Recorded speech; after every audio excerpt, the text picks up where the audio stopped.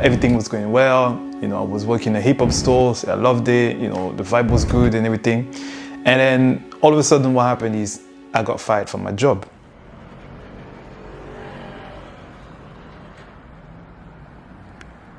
And at the time I said to myself, you know what is the one thing I would like to do that I know how to do well and that I would enjoy doing? And the first thing that came was dancing. So I would say freedom. That's what I was looking for.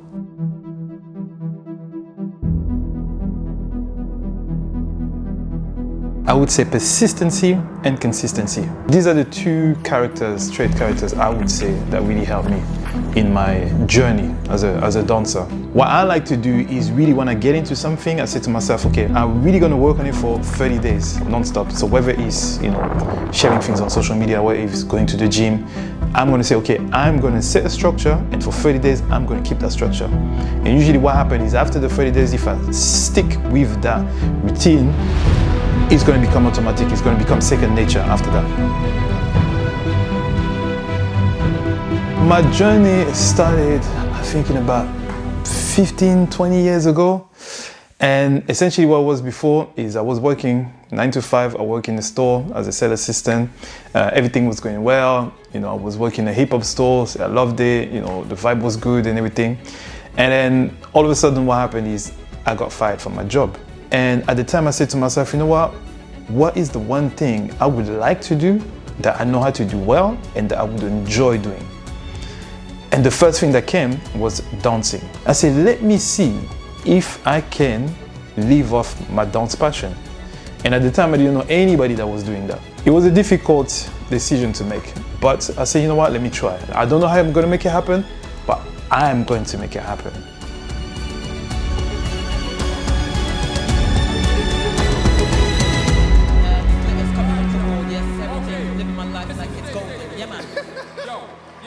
The entire crowd got on their feet. Let's have a listen to the interview. Are you guys feeling that you want this one right here? Feel great in the hard work. Hey, so my first experience into the hip hop world was scary. This is the way it happened. I was going to parties and I was seeing people kind of dancing and vibing. And at certain point in a party of dancers, you're gonna see like a circle. So I saw some people, being in a circle, and I always been kind of confident in terms of dancing by myself in my bedroom, just doing my own thing. But then when I go to the party, I just completely freeze. And for me, it was very scary. I was like, hey, there's no way I'm gonna be able to step in that circle. It was too daunting. I was like, you know what, let me just step back, let me look, And it got me to check myself and said, okay, this is where I want to go. This is where I am. What do I need to do to get to that level, right? And the only thing that came to my mind was just practice.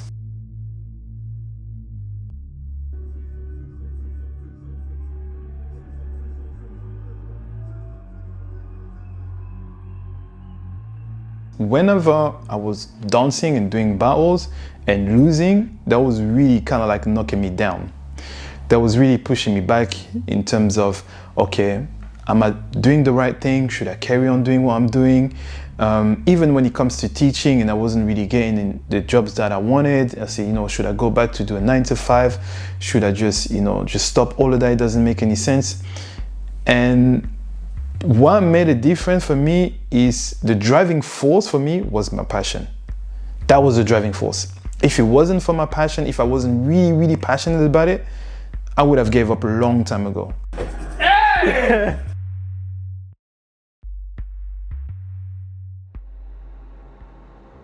The entrepreneurial side actually kicked in, I think, during the time that I was teaching classes all the time. So my first phase was just, I want to be a dancer. Okay, cool. Dancer happened. Then I want to be a teacher. The teaching happened. Then what happened was that I actually injured myself.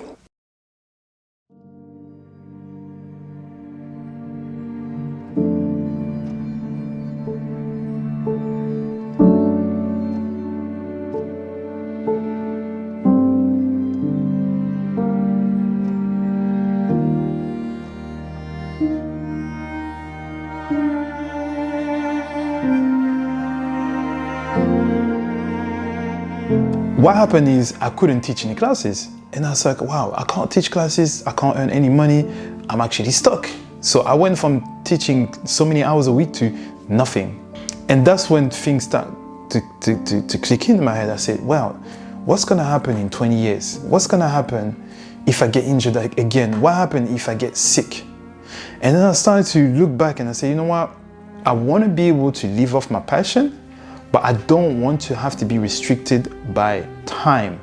So I don't want to be earning only when I'm working. I want to be earning, yes, when I'm working and when I'm teaching, but also going to be earning when I'm actually not teaching, and I'm going to have more freedom. So I can go on holiday and still earn money. I can be sick and still earn money. I can have a leg injury and still earn money.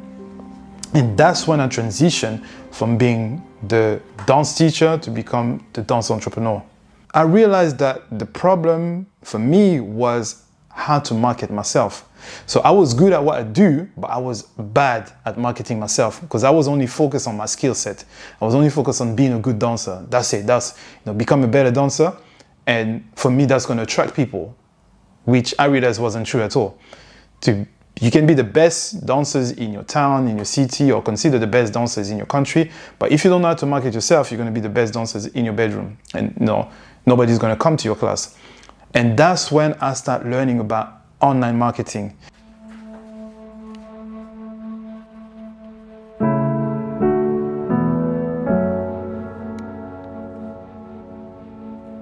So by looking at a lot of videos, marketing videos, and looking at marketers, one of the things that was keep on coming back was they were selling product, but they're always talking about selling high ticket product.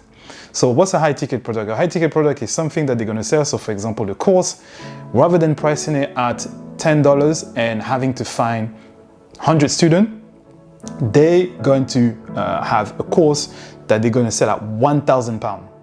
One course they're going to sell at £1,000 and they only need to find one person. So what they were explaining, he said, it's much harder to get 100 people to buy a $10 product than to get one customer to buy a £1,000 product. So what I did, I said, okay, what can I do to be able to get kind of the same results by spending less time and having something a bit more secure? And then I have to think about it every single day and say, okay, how am I going to reach that target? And the first thing that came into my head was private session. I said, with the private session, if I apply the same kind of like technique that they're using and say to them, okay, I'm going to take one student and charge them £100 an hour.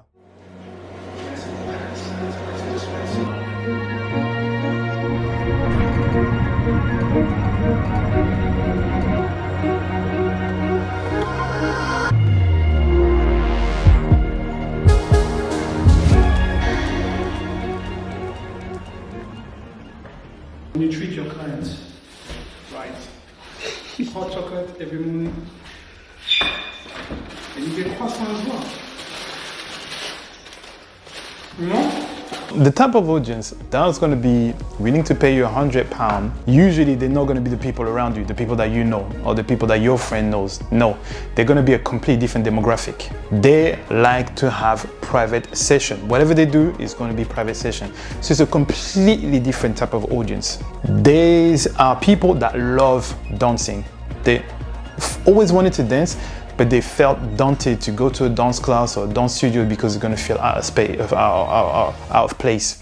You're going to think that, oh yeah, probably I'm too old, I'm a mom, I have kids, I can't go to a dance studio.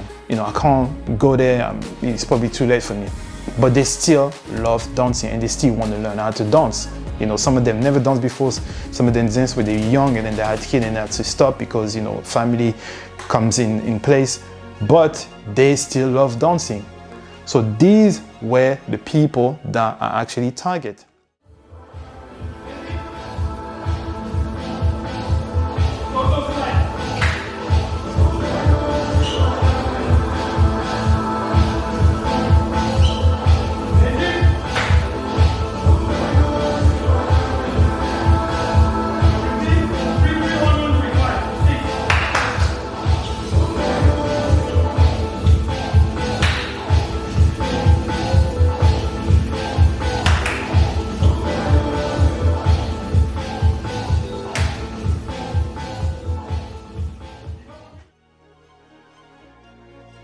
So now that I'm able to only work 2 hours a day, and those 2 hours literally allow me to, pay my bills without even having to think too much of, how much I'm going to make at the end of the month. I have much more time to focus on other things. I have much more time to focus on my project, on other things that I want to build, and that essentially gives me more freedom. So that gives me two things. That gives me security in terms of finances, but that also gives me more freedom to be able to work on my other stuff. So these are the two things I would say that this approach helped me with. So you don't need to go with the masses, you can just go with a small group of people, but you just need to know how to target them, right? So learn marketing, learn how to promote yourself. You are not just a dancer. If you want to go towards that path, don't think yourself as just as a dancer. Think of yourself as a brand and learn how to promote yourself. So use social media, so use Instagram, Facebook, TikTok, whatever platform that people use, and don't just be a passive dancer, be a proactive dancer.